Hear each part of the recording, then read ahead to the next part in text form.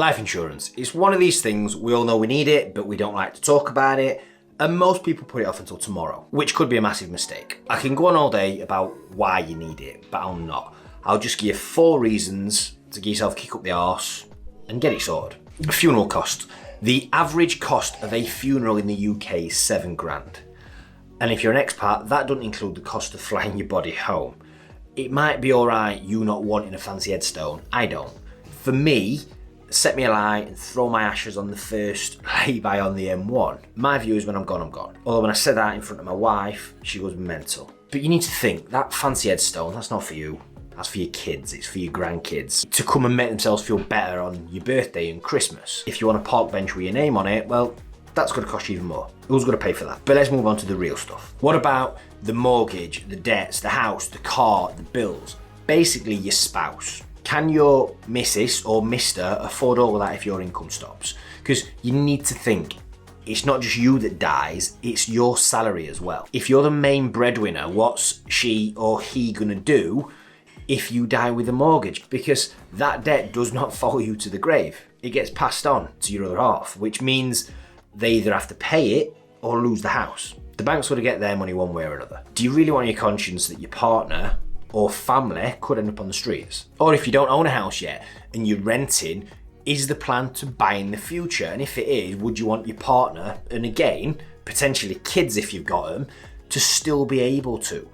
Life insurance can do that. Taxes. This seems like a strange one, but you can use life insurance as a tax planning tool, especially if you're worried about inheritance tax. This is where you put a policy in place that will pay that huge tax bill when you die, so your kids don't have to. Also, you need to be aware that this tax, this inheritance tax, has to be paid first before your kids get a penny. So if all your money is tied up in a house, for example, that needs to be sold before the kids get anything. What's that? It's been in the family for 6 generations.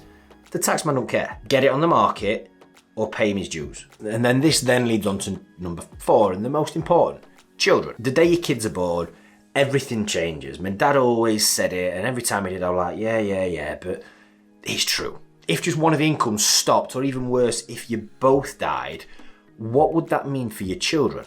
Who'd look after them? Depending on which website you look at, the cost of raising a child from nappies to leaving school can be anything between £100,000 and £250,000. Are you relying on extended family to pick up that bill if you died? Do they know that? Have a serious thought about who your kids would go to if anything happened to you.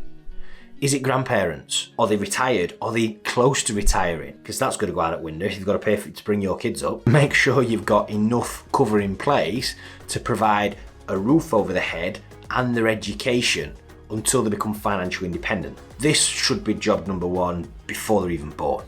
It's a must. Walk into your child's room now and look in those big blue eyes and ask yourself, would you be taken care of if I wasn't here? If the answer's no, you need to address it now. For as little as the cost of a coffee a day, you can protect them against it. Make sense? You know it does.